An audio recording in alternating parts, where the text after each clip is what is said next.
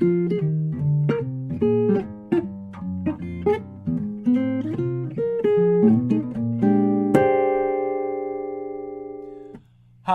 I'm Sean McGowan, and today we're going to take a look at some different ways to build basic solo jazz guitar technique by synchronizing the hands and developing independence among the fingers of each hand and contrasting parts of a song.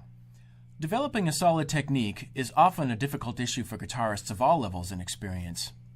Jazz and acoustic guitarists typically don't have the same resources available regarding pedagogical materials that address technique compared to, say, classical guitarists or cellists, for example. To further complicate the issue, quote-unquote good technique can mean a variety of different things. In a very universal sense of the term, good technique indicates an approach to the guitar that allows for and promotes the effortless channeling of music through the instrument, and technique should always be at the service of the music. Now let's focus and think about technique on a micro level.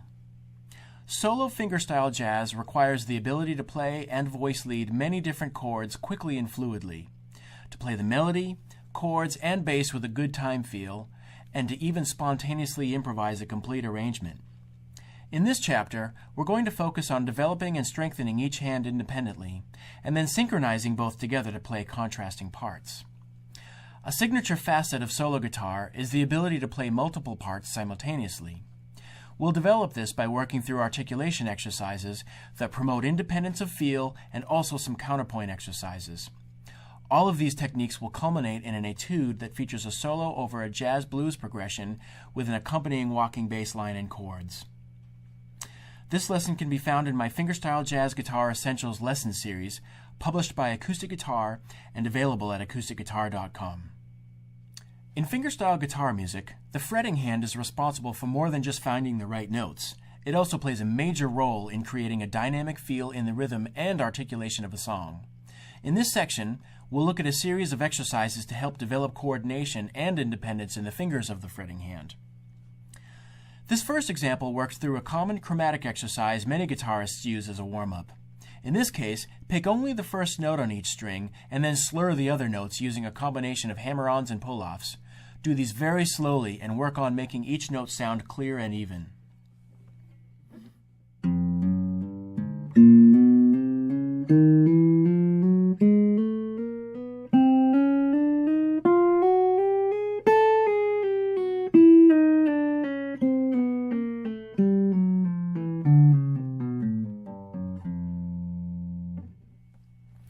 Example 2 features a variation on this, but with a more challenging finger combination, 1-3-2-4 ascending and 4-2-3-1 descending. This one will really get your fingers thinking independently.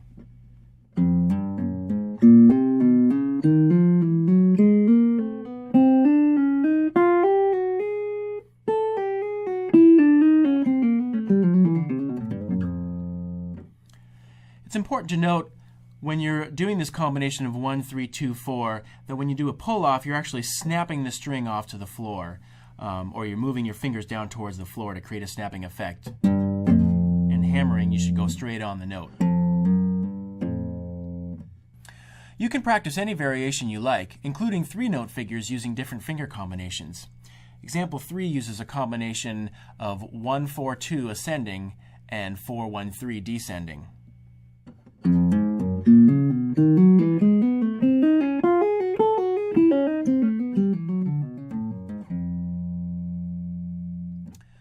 Solo jazz guitar also requires you to play a lot of chords that change rapidly, and at times moving inner voices in chords while other notes remain static.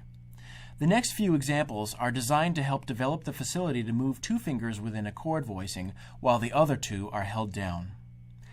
Play these examples slowly while making sure the stationary fingers don't come off the fretboard. This exercise is all about building independence among the fingers. Example 4 runs through a variety of fingering possibilities. Example 4a, you're essentially going to be switching out the first and second fingers of the fretting hand.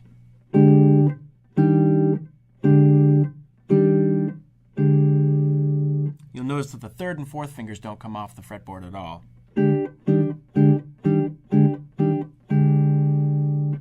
The subsequent examples just switch the fingers. So example 4b switches the first and third fingers. This also is a little bit more challenging because now you have string skipping involved.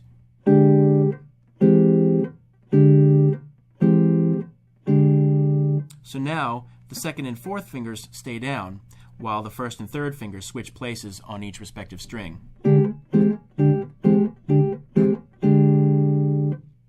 Example 4C switches out the first and fourth fingers.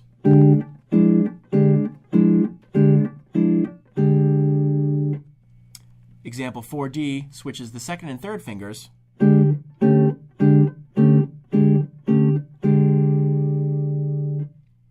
Example 4E switches the second and fourth fingers.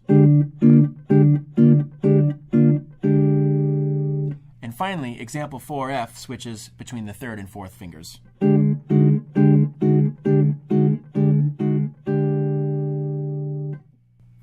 Example 5 takes a similar approach, this time moving through several different types of four-part C chords.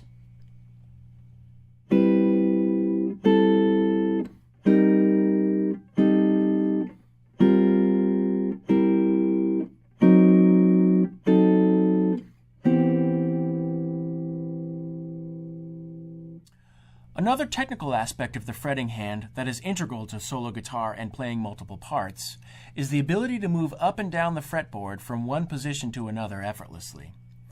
Example 6 shows a C major scale organized on a single string. Try playing this exercise with just one finger, your index finger in particular, moving your entire hand up and down the fretboard for each new note.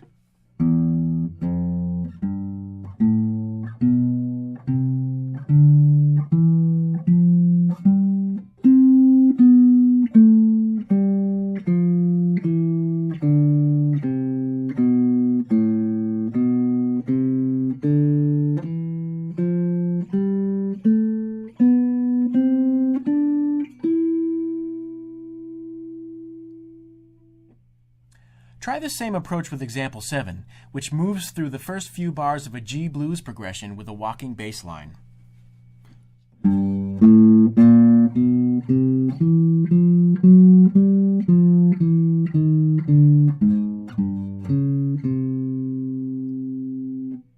While not overly demanding, these exercises are good for a number of reasons.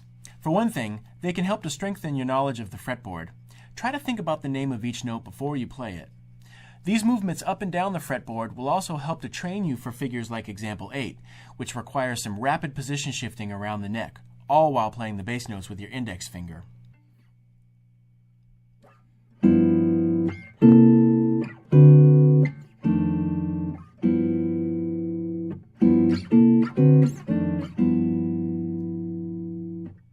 Playing fingerstyle requires the picking hand to perform a variety of techniques. Playing rhythmic bass and chord figures, fiery single-note jazz lines, bass lines with the thumb, counterpoint figures, and melodic lines on top of a bass line. The next few exercises will focus on developing these musical attributes by developing fluidity and acuity with the fingers. Be sure to practice all of these slowly and accurately. Example 9 features a C major scale moving up and down the strings in position. When you play this exercise, alternate between two picking hand fingers, picking the first note with one finger and then the next note with the other finger, back and forth in a strict alternating pattern.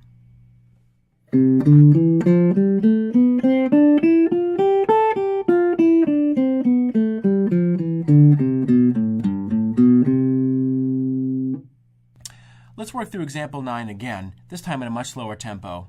And make sure to alternate the fingers, and notice that my thumb is actually following the fingers as I move up the strings and muting out the strings so there's not excessive ringing. But instead, the thumb is essentially shadowing the fingers as I move up. Start out by alternating between your index and middle fingers, followed by your index and ring fingers, and even combinations of the thumb with the index and/or middle fingers.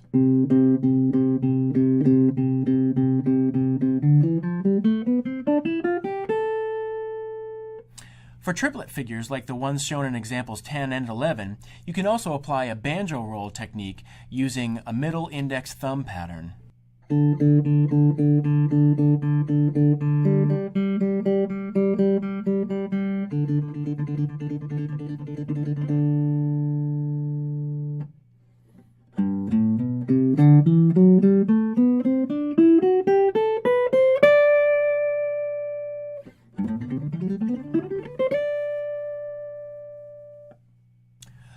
often, you'll play single note lines and melodies with the index and middle fingers of the picking hand. A great way to develop strength is to pluck double stops, alternating between the index and middle fingers, just like you would for a single note line. By increasing the arc of your fingers and aiming for big, powerful strokes, you'll find that practicing these will yield significant results when you go back to playing single note lines.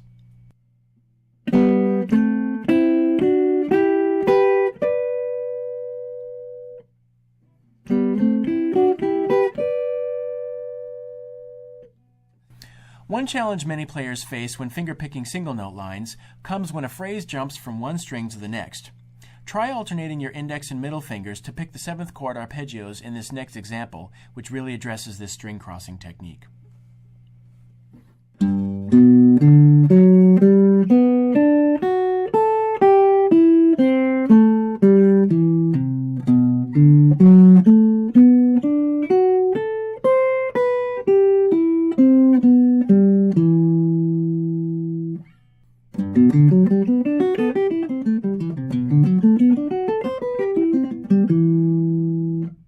Continue to practice slowly and adhere to a strict alternating pattern. Soon you'll be able to put your picking hand on autopilot and focus on the fingerings and articulations of the fretting hand. Finally, let's have a look at alternate picking with the thumb. Example 14 illustrates an exercise that utilizes the thumb playing alternating up and down strokes like a bassist.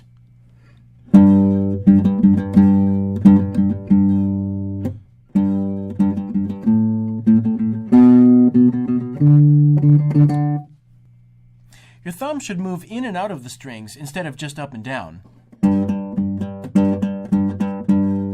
Push through the string with your thumb, aiming for the top of the guitar, and simply pull it back out to achieve the upstroke, which will essentially be executed with a combination of flesh and nail.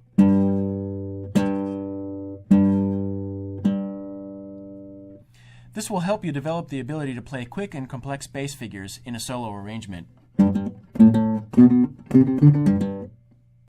Now that we've worked on strengthening and developing the fingers of each hand, let's put them together.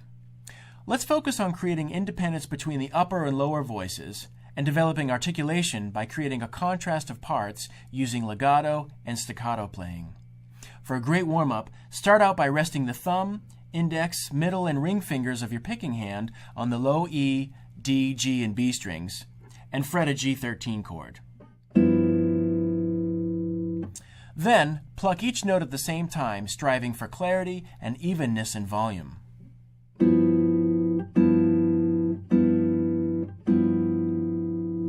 This is a simple but effective way to coordinate the hands and get a good feel for playing fingerstyle.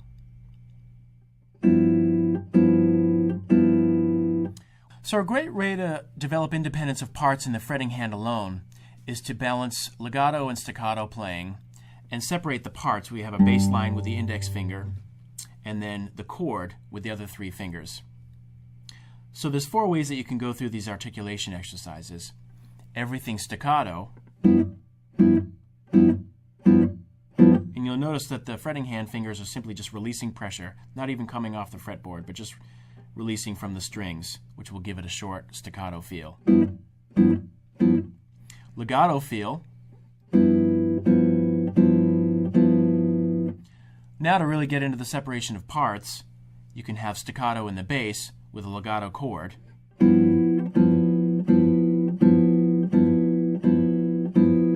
And finally a staccato chord with legato bass.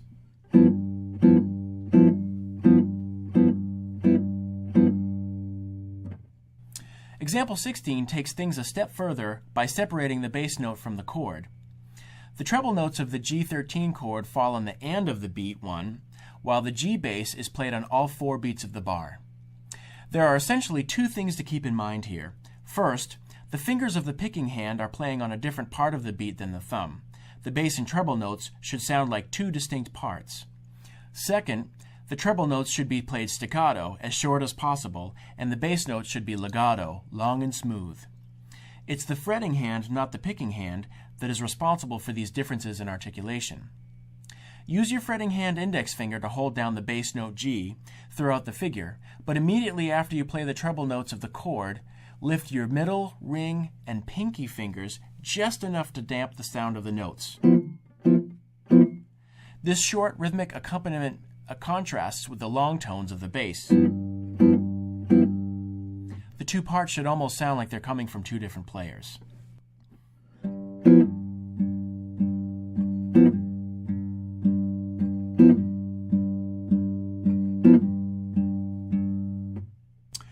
The next example places the treble notes of the G13 chord right on the first beat and again on the and of beat 2.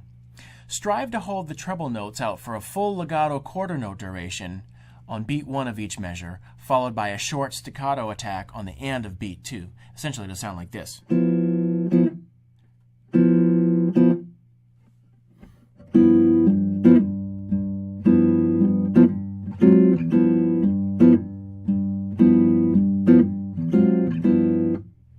Example 18 takes this concept to the next level by connecting two different chords, G13 and C9, with a moving bass line.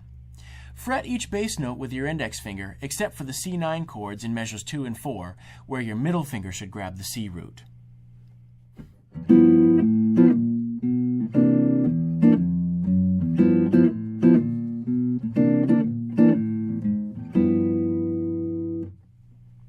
Solo jazz guitar arrangements usually involve counterpoint figures, with a melody and/or solo on top of a moving bass line. It is important to develop the ability to play lower lines with the thumb and upper lines with the index and middle fingers. Example 19 is a nice exercise that alternates the index and middle playing the top note while the thumb plays the bass note.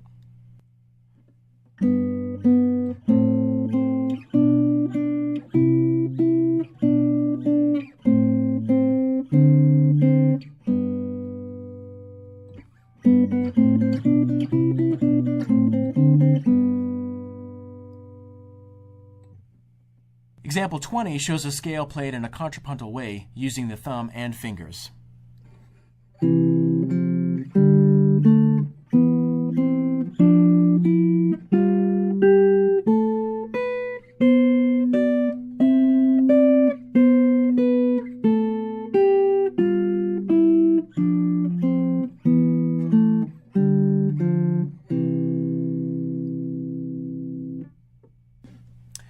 Our etude for this lesson is called Cherry Creek Blues and does a pretty good job of putting bass, melody, and chords together in a slightly longer format. A constant legato walking bass line is featured under an active single-note solo with occasional chords played staccato. No doubt this etude will be a challenge at first, and like our other etudes, start working through it a few bars at a time, playing very slowly. Note that a few of the more difficult measures have alternates at the end that you might try to substitute if you like. I'm going to demonstrate both versions at different tempos. As you gradually increase the tempo, strive for a nice relaxed swing feel and try to really hone in on the articulation of each individual part. Okay, let's work through Cherry Creek Blues at tempo. A 1, a 2, a 1, 2, 3, and...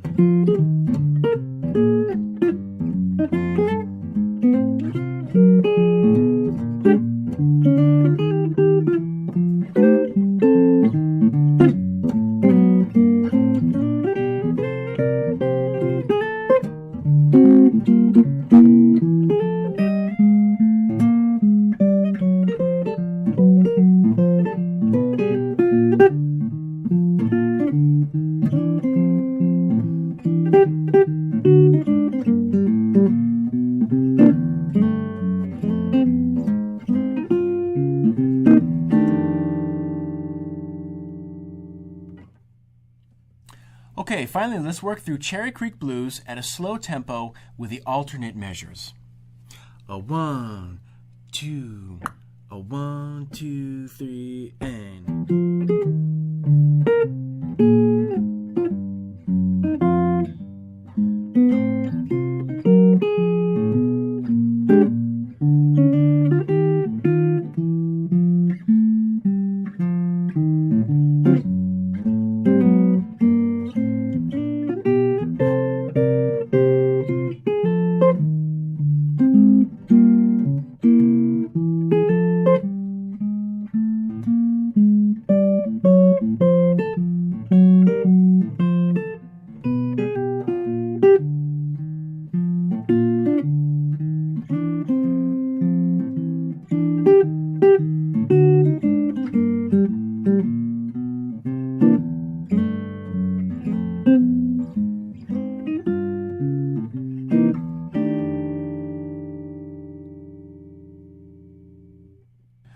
Playing a single note solo over a walking bass line is essentially an exercise in counterpoint, similar to a classical etude. Though challenging at first, this exercise will yield significant dividends to your fingerstyle technique, and the exercises throughout this chapter will prepare you to play contrasting parts with ease. With some dedicated practice at super slow tempos, you will find this etude under your fingers in no time, along with the satisfaction of creating multiple independent parts on one guitar. Thanks so much for joining me for this lesson. For more fingerstyle jazz instruction, be sure to check out the rest of my fingerstyle jazz guitar essentials lessons, available at acousticguitar.com. For Acoustic Guitar, I'm Sean McGowan.